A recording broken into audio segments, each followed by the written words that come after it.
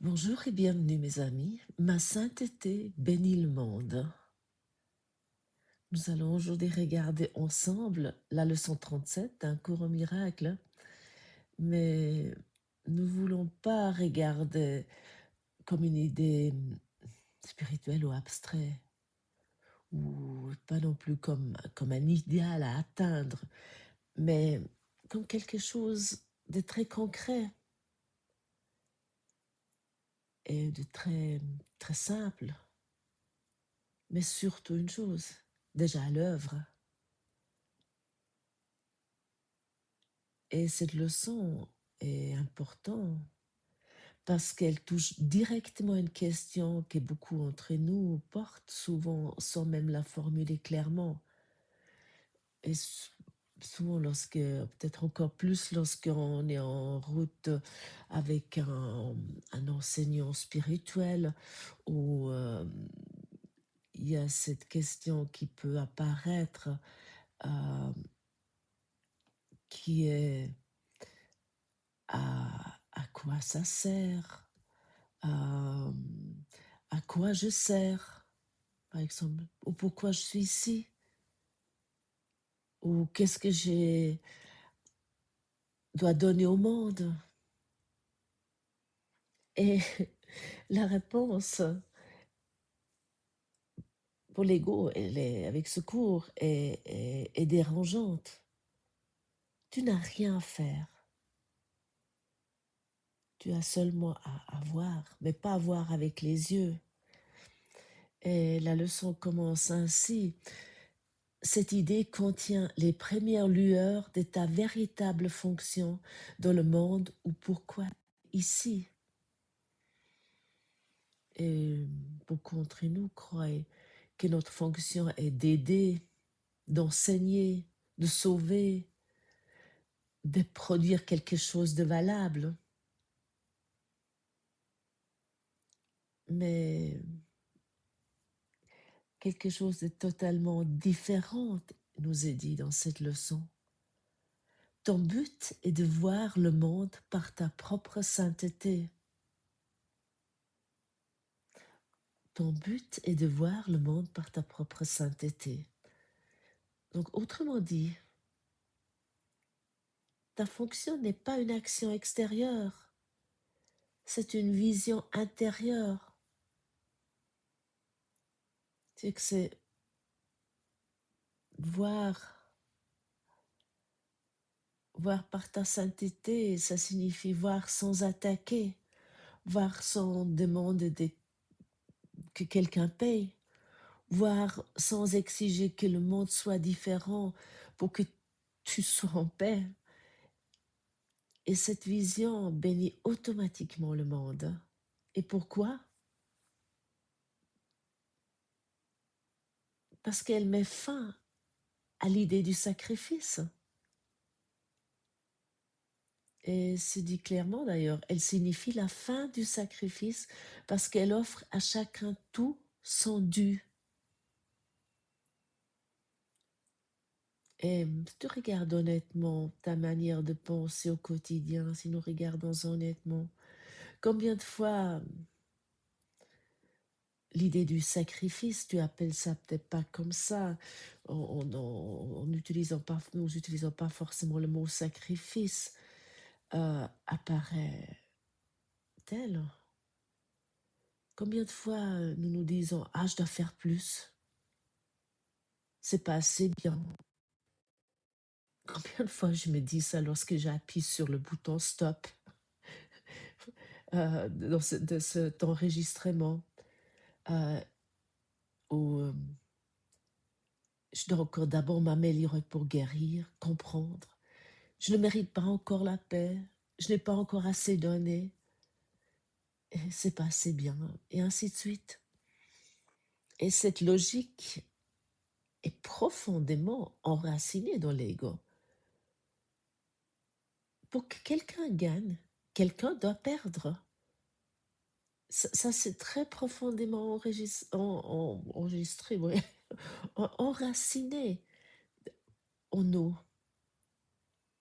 Mais la sainteté ne fonctionne pas ainsi. La sainteté ne prend rien à personne. Elle ne demande rien. Et aussi, surtout, elle ne négocie pas. Nul ne perd, rien n'est enlevé à personne. Chacun gagne par ta sainte vision. Et c'est pas merveilleux? Et,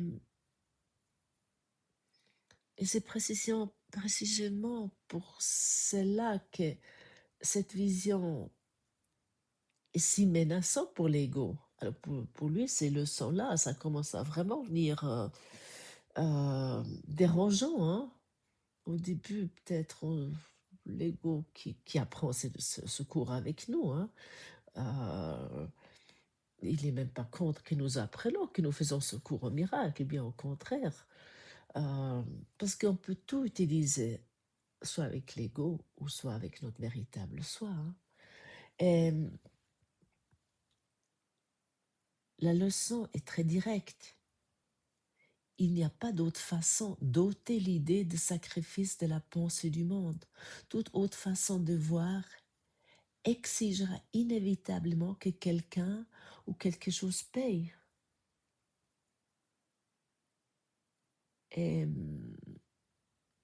c'est une phrase clé. Tant que je vois à travers le filtre de l'ego, il y a toujours quelqu'un qui est coupable.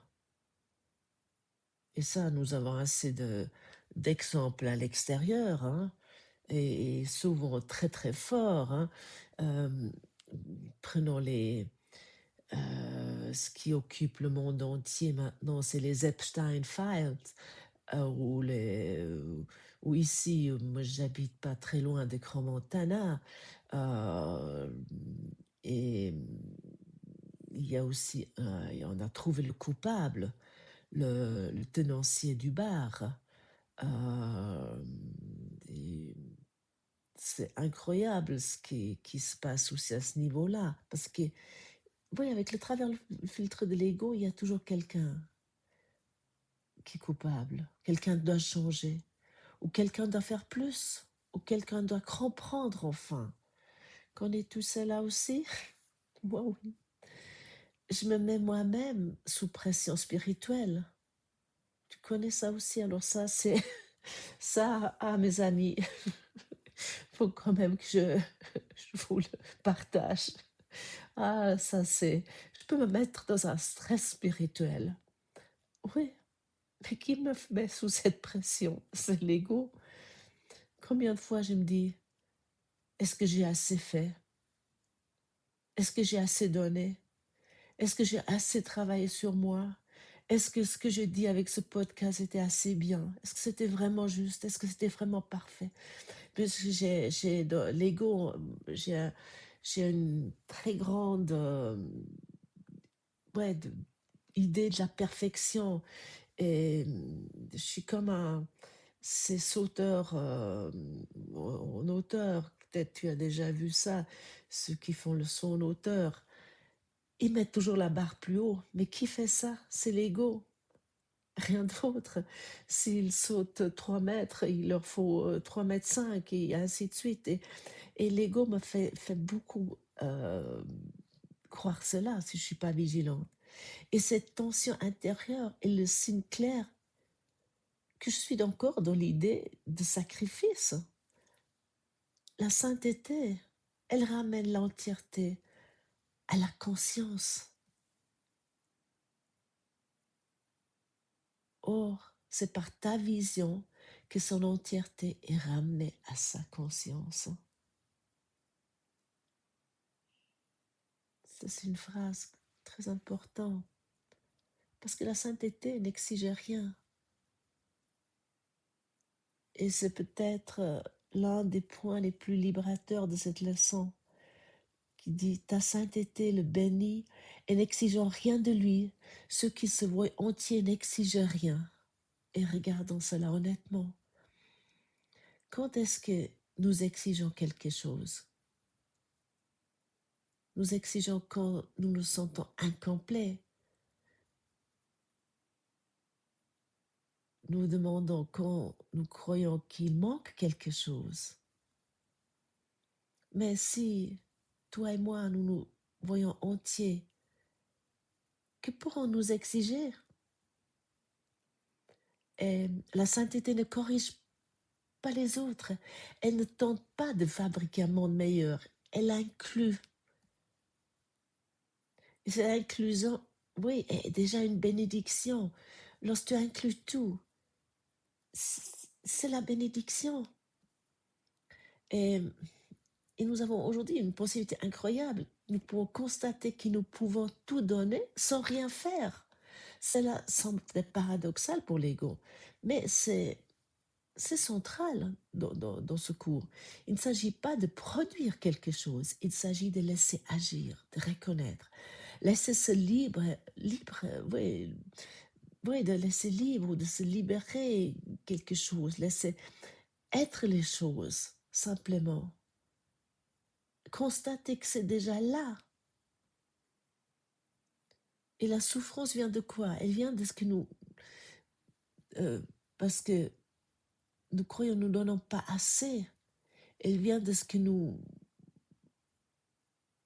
ne reconnaissons pas que nous donnons déjà, que nous sommes sans cesse euh, dans cette, dans cette fonction. Et ainsi, nous pouvons sortir de ce stress spirituel. Et peut-être tu connais ça, beaucoup des personnes qui sont en quête spirituelle, je ne sais pas si on peut appeler ça des chercheurs spirituels, vivent un stress très subtil. Et là, je partage de nouveau moi. En fait, je parle toujours que de moi. Est-ce que j'ai assez fait aujourd'hui? Oh là là, est-ce que j'ai mérité d'être en paix? Est-ce que je suis à la hauteur de ce chemin? Oh là là, ça alors aussi, c'est jamais assez bien. Et puis voilà, et encore, et puis ce doute. Mais qui fait ça? Ça, c'est que l'ego. Et plus que je pratique ces leçons, plus que je me rends compte de ce délire. Et ouais, Jésus nous dit simplement, et coupe court cette idée, tu es en tout et tu enveloppes tout. C'était la leçon d'hier. Ma sainteté enveloppe tout ce que je vois. Et nous donnons constamment à partir d'une complétude inadmissible, une complétude qui jaillit sans cesse. Et ce n'est pas quelque chose que nous devons atteindre, c'est quelque chose que nous devons de cesser de nier. Parce que souvent nos premières pensées est aussi, qu'est-ce que je peux recevoir? Ou de quoi ai-je besoin? Même dans les projets spirituels, même avec ces podcasts, ou même toi, lorsque tu écoutes des podcasts, ou, je pense, tu connais ça aussi. Nous pensons toujours, qu'est-ce que je peux prendre là? Qu'est-ce que j'aurais besoin? Qu'est-ce que je peux recevoir? Même dans les partages, lorsqu'on est en échange, l'ego dit, j'ai besoin d'une complétude intérieure pour pouvoir donner. Et la sainteté dit exactement l'inverse. Tu donnes parce que tu es complet. Et ça, mes amis, c'est vraiment une énorme différence. Et, et notre seule souffrance vient du fait que nous ne le reconnaissons pas. Et aussi peut-être un point essentiel qu'on peut une fois regarder. Jésus ne se sentait jamais attaqué, jamais trahi, jamais menacé. Et pourquoi? Parce que sa sainteté incluait tout, sans exception. Et quelqu'un peut crier, peut s'énerver, qui peut soi-disant, quelqu'un peut être en colère, quelqu'un peut même t'insulter. Et pourtant, il est possible d'être totalement calme dans sa sainteté, pas en résistance, pas en défendant, mais en voyant tout ce qui est déjà inclus. Et là, j'aimerais quand même partager quelque chose qui m'est arrivé hier, qui était un miracle. Et comme je vous ai déjà parlé il y a quelques jours, j'ai rencontré quelqu'un que j'ai pas vu depuis 3 ans et, et que j'ai dit bonjour parce qu'on s'est croisés comme ça, mais vraiment très rapidement. Hier, j'étais je sais pas loin de chez moi, j'ai une piste ça s'appelle une piste multi-usage pour on peut pour du ski nordique où on peut aussi marcher, on peut se promener, et cetera. Et j'étais en train il faisait grand, beau, grand ciel bleu et puis j'avais envie de faire ça un peu et j'étais en train de chausser il y a une place de parc et j'étais en train de chausser mes skis de fond, j'ai fait du skating là-bas et je vois j'avais mes AirPods, j'écoutais un peu la musique, enfin mes écouteurs et je vois, cette personne qui sort de la voiture et que je vous ai parlé, avec qui je vraiment, c'est mon processus de pardon qui dure depuis 30 ans et c'est vraiment quelque chose de très énorme, mais c'est ma leçon et je suis reconnaissante de l'avoir et puis elle me parle, elle s'adresse à moi, mais je l'entendais pas, j'avais mes écouteurs. Et j'avais déjà chaussé mes skis entre-temps et j'enlève un écouteur et je dis: «Ah navré, j'ai pas entendu, j'avais mes écouteurs» et j'ai dit: «Mais bonjour» et j'ai dit c'est son nom. Je dis: «Mais comment ça va? Comment tu vas?» et puis elle a fait un pas en arrière comme si elle avait un serpent venimeux. «Ah, c'est toi Ruth Maria? Oh, je te parle pas» et du coup, j'ai dit parce que moi, ma première réaction était j'étais avec cette leçon d'hier et je me suis dit: «Waouh, merci, le miracle est arrivé». Et j'ai vraiment été là: «Ah, it's a miracle, c'est le miracle» et elle s'adresse à moi et puis non, d'abord elle m'a pas connue, elle m'a d'abord dit: «Ah mais il fait splendide» et lorsque là j'ai répondu, elle a connu ma voix et c'est là elle a totalement changé de ton et j'ai dit: «Ah dommage que tu me parles pas parce que c'est moi». Et elle a continué à dire quelque chose, j'ai remis mon écouteur, j'ai juste dit: «Je te souhaite une journée paisible» et je continue mon chemin, j'ai commencé ouais, à partir en ski et je l'ai directement donné. J'ai directement dit: «Ma sainteté, enveloppe, t'enveloppe». Et j'ai cité son nom. Puis elle était avec son chauffeur, ou comment on veut appeler ça, je ne vais pas dire son majordome, mais voilà, la personne avec qui elle est très souvent, avec qui elle vient en voiture, et puis ses 2 chiens. Et j'ai continué, et puis mais j'étais totalement calme à l'intérieur. Dans le passé, ça m'aurait mis dans un état, j'aurais été à l'intérieur comme une feuille tremblante, j'aurais été totalement perturbée. Et là, j'étais dans une paix et je l'ai simplement béni, je l'ai donné, et je l'ai je l'ai vraiment enveloppée avec ma sainteté, avec cette innocence. Et je dis non, elle est une partie de moi. Puis je fais cette piste qui est pas une boucle, mais un aller-retour. Et effectivement, elle m'est venue contre. Je la saluais, elle m'a également salué.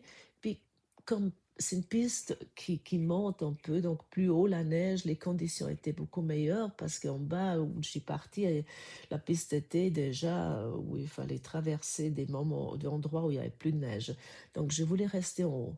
Donc effectivement, on s'est croisés et j'allais la recroiser vu que j'ai fait plus haut, je me suis tournée plus haut pour encore une fois faire un bout sur cette piste et j'ai dû la dépasser. J'étais derrière elle. J'ai vraiment, j'ai pratiqué cette leçon d'hier. J'ai dit, je l'enveloppe. Ma sainteté t'enveloppe tes chiens, t'enveloppe la personne, là, son chauffeur qui était avec lui, et t'enveloppe avec son nom. Et à un moment donné, il prenait toute la largeur de la piste avec les 2 chiens qui n'étaient pas en laisse. Dans le passé, j'aurais dit, parce que c'est un endroit où c'est un panneau, il faut tenir les chiens en laisse, mais là, je dis non, tout est juste, tout est j'étais pas du tout dans ce jugement et j'étais dans un calme, dans une union avec cette situation, avec ces personnes. Oui, pour moi, j'étais dans une paix absolue et je la dépassais, j'étais tout d'un coup à sa hauteur, j'ai essayé de la déplacer. Et là, elle me dit avec une façon très agressive, «Oh, mais fais attention à mes chiens!»